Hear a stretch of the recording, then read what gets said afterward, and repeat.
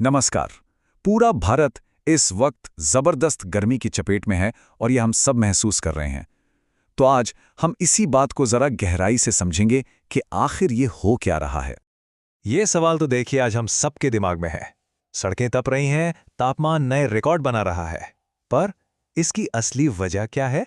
चलिए पता लगाते हैं। तो आज हम किन किन बातों पर गौर करेंगे, एक नज़र उस पर डालते हैं।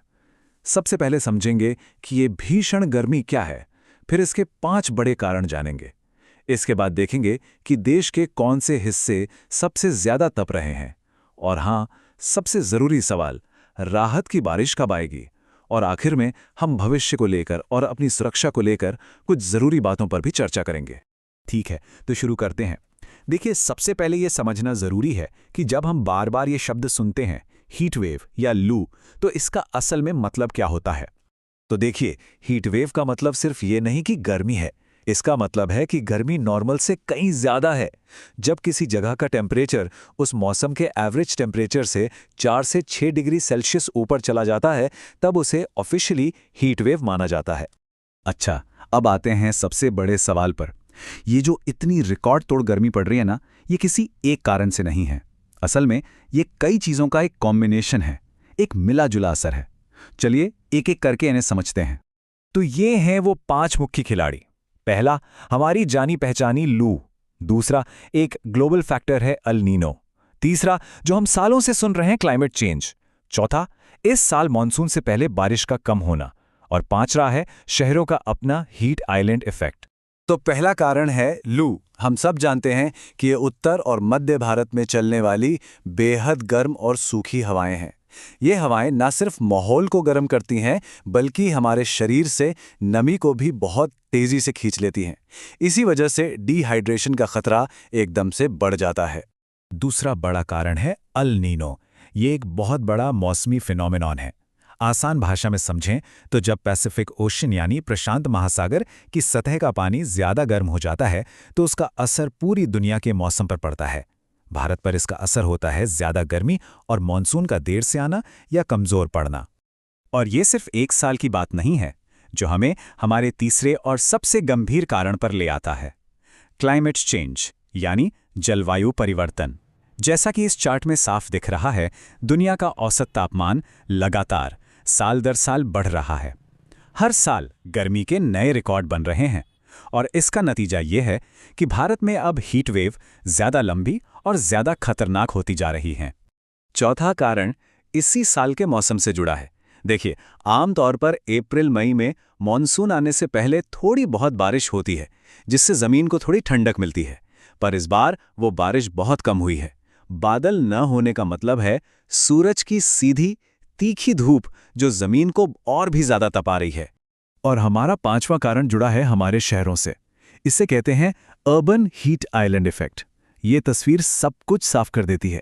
शहरों में चारों तरफ कंक्रीट की बिल्डिंगें और डामर की सड़कें होती हैं।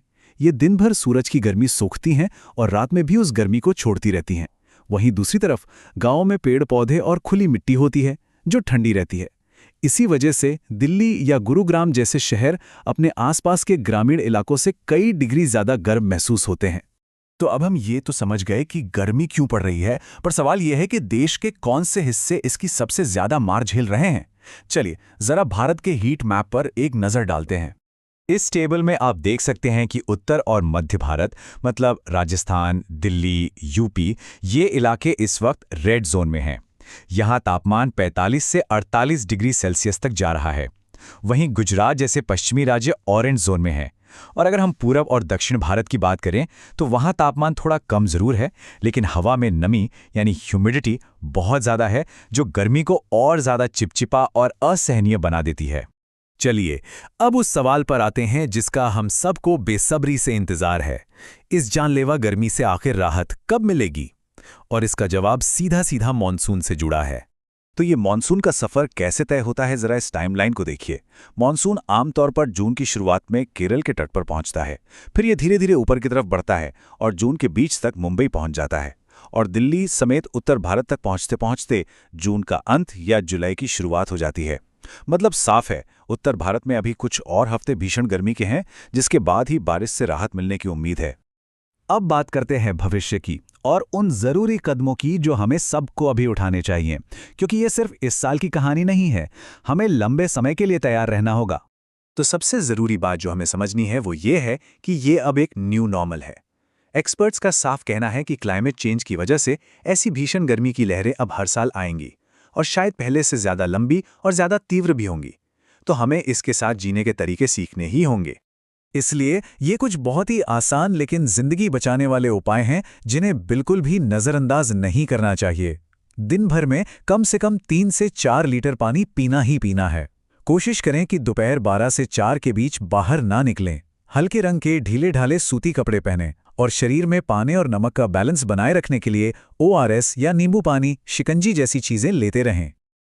ये सारे उपाय तो तुरंत राहत के लिए हैं, पर असली और बड़ा सवाल ये है कि लंबे समय में जब हमारा मौसम इस तरह बदल रहा है तो हमें एक समाज के तौर पर इस नई सच्चाई के साथ तालमेल बिठाने के लिए क्या बड़े बदलाव करने होंगे।